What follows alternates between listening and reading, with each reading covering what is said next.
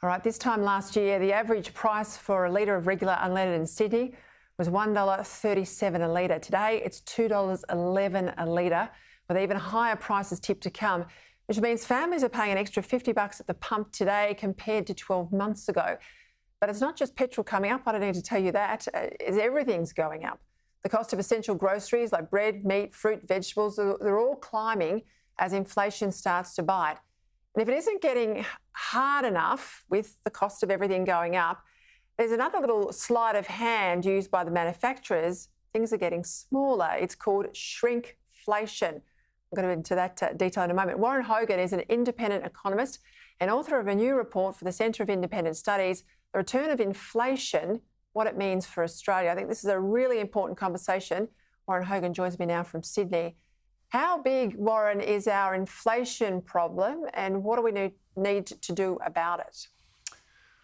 Hi, Peter, and thanks for having me on the show. Our inflation problem here at the moment is acute. I believe we're going to see inflation rates in Australia over the period of this year, something like what we've seen overseas. I don't believe this story that we're different. I think it's just we're lagging. And I think the real issue is whether or not we have a sustained inflation problem, whether it lasts for a number of years.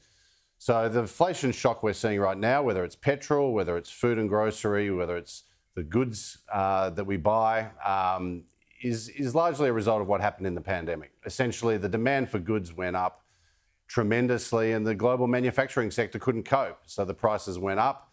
That's what's about to hit us. That's what's been hitting the US and Europe. But now, of course, we have the war in the Ukraine and commodity markets have taken another jump higher.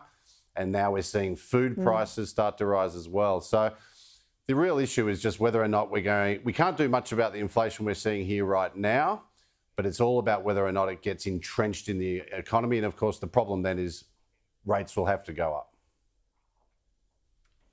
I'm interested in that comment you made there that we're no different from overseas. Some say we are, you say we're not, and I want you to pull that apart because we can see in the US they've got 40-year highs in terms of their inflation numbers. Again, why would we be any different? I probably lean towards your view.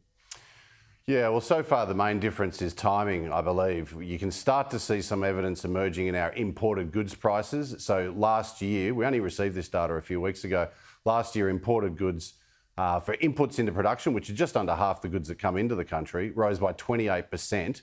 That's the highest since data was first collected in the early 1980s. So I just think we're lagging, whether it was the Delta lockdowns, which stopped prices going up at the back half of last year, that's coming through. The other issue is the labour market, and that is that our labour market is a little bit more regulated than that in the US and in the UK. Their wages are responding now. And of course, wages are ultimately the real cost pressure in the economy that will push prices up and that we worry about creating an ongoing inflation problem. But in Australia, it's quite low. And in America, it is rising. The problem, though, right now is that the inflation's very real. People are paying more for petrol. People are paying more for food and grocery, yet their wages aren't going up. We're seeing this as a real political hotspot in the US with President Biden, and I believe it's emerging as a real problem for the government now.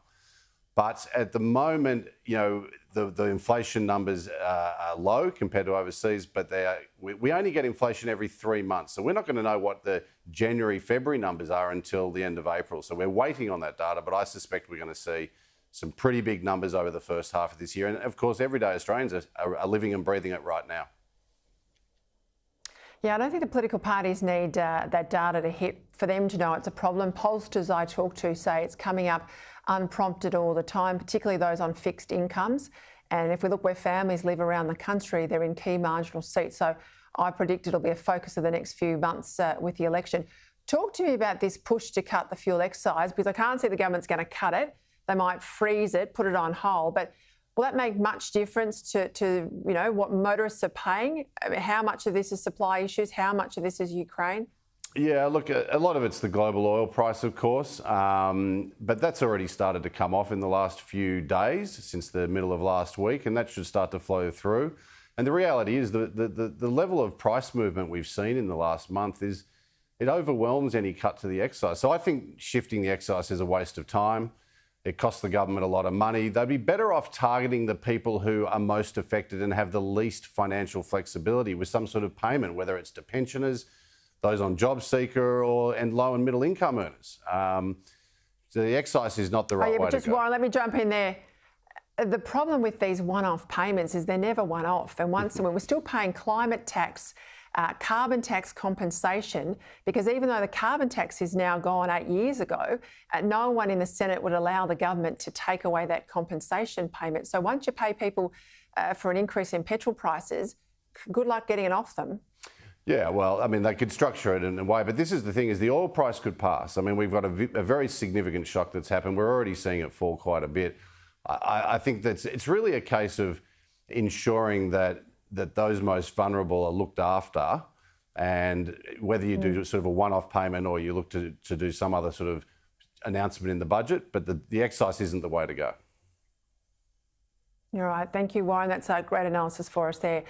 And watch out, if rates rise, it'll make petrol price increases look like small beer, as you know, in mortgages.